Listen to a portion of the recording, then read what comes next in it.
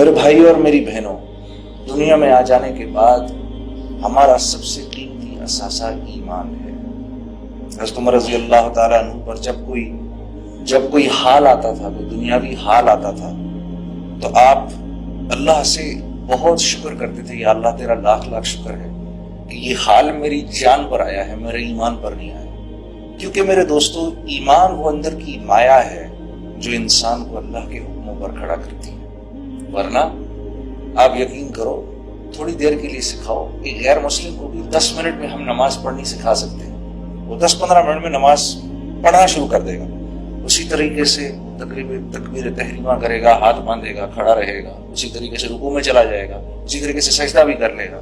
اور یہ بات ثابت ہے، پرانے وقتوں میں 1400 سال میں کئی دفعہ ہوا یہ غیر مسلم جاسوسوں نے اماموں کا بھیس بدلا اور عرصہ دراز تک مسجدوں کی امامت کرتے رہے۔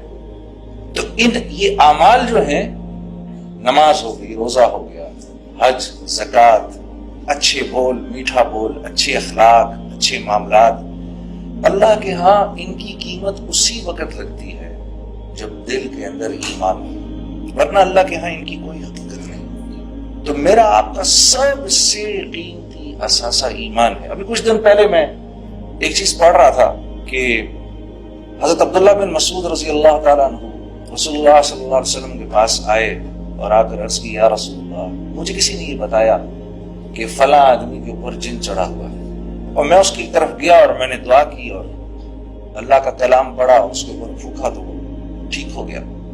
تو اللہ کے نبی مسکرائے، پوچھا، عبداللہ تو نے کیا پڑھا اس کے اوپر جا کر؟ کہا، یا رسول اللہ، میں نے اس کے کان کے اندر قرآن کی یہ آیت پڑھی، افحسبتم انما خلقناکم عبثا، پوری یہ آیت پڑھ دی میں اور اس کے کان میں پھونک دی۔ آپ صلی اللہ علیہ وسلم بڑے حیران ہوئے، عبداللہ بن مسعود کو دیکھا اور پھر آپ نے فرمایا، اے عبداللہ، تجھے پتہ ہے یہ آیت کیسی آیت ہے؟ اس رب کی قسم کہ جس نے مجھ کو نبی بنا کر بھیجا ہے، یہ آیت اگر یقین کے ساتھ آدمی پہاڑ پر کھڑا ہو کر پڑھے تو پہاڑ کو اپنی جگہ سے ہلا دے گا۔ اب میں یہ بات پڑھ رہا تھا اور مجھے یہ خیال آیا کہ پچھلے 4-5 سال سے کسی اللہ والے نے، کسی نے، ایک بزرگ نے مجھے یہ کہا تھا کہ بھی دیکھو، دن کے وقت یہ آیت پڑھ لیا کرو، دن کے شروع میں یہ آیت پڑھ لیا کرو، اللہ رب العزت تمہارے سارے دن کے کاموں کے لیے کافی ہو جائیں گے، تمہاری دعائیں قبول ہوں گی۔ تو مجھے یہ خیال آیا کہ یہ 3-4 سالوں سے تو میں اس آیت کو پڑھ رہا ہوں، لیکن میں نے کوئی اس کا افیکٹ نہیں دیکھا، نہ اپنی ذات پر دیکھا، نہ کسی اور پر دیکھا۔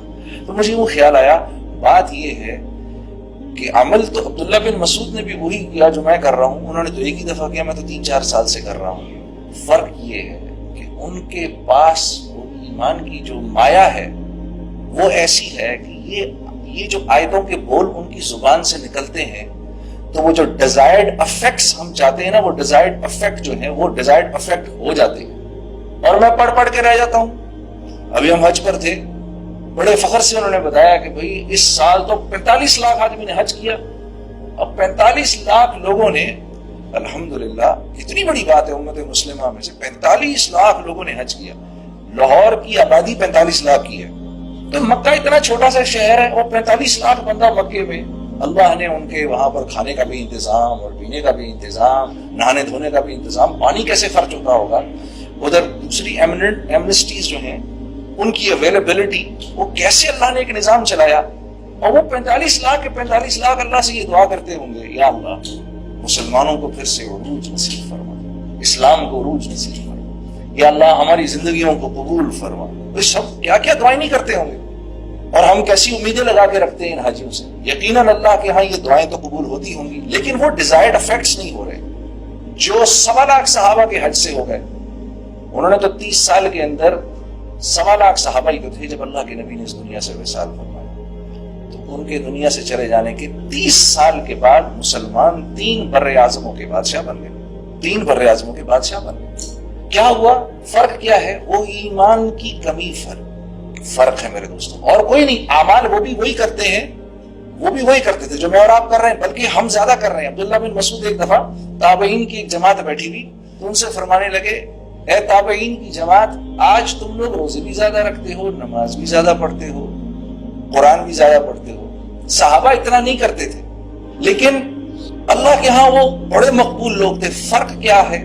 فرق کیا تھا کہ ان کے دل دنیا دنیا کی لذتوں اور اس کی حب جاہ اور حب مال سے ان کے دل خالی تھے اور ہمارے دل بھرے ہوئے. تو اعمال کی کمی نہیں ہے، اعمال تو ہم کر رہے ہیں الحمدللہ. میرے عزیز دوستوں، میرے بھائی اور میری بہنوں، فرق صرف یہ ہے کہ ہمارے دل ایمان کی مایا سے خالی ہے. ہاں، یہ وہ مایا ہے جو انسان کو اللہ کے حکم پر کھڑا کرتی ہے، نبی کے طریقوں پر. یہ وہ ایمان ہے جو انسان کو لے کر آتا ہے. اگر ہم نے 10% بھی کر لیا جو صحابہ کرتے تھے، 10%، اگر ہم نے 10% محنت بھی کر لی جو صحابہ نے کی، تو ہمیں جو اس کا اجر ملے گا وہ صحابہ سے 50 گنا زیادہ ملے گا. کیونکہ ہم کمزور ہیں. 1400 سال ہو گئے ہمارے نبی صلی اللہ علیہ وسلم کو اس دنیا سے پردہ فرمائے ہوئے. ایمان کس کو کہتے ہیں؟ کسی کی ذات پر ایسے اعتبار کر لینا کہ پھر اس کی بات کو سچا مان کے پھر اس کے پیچھے چلنا، یہی ایمان ہے.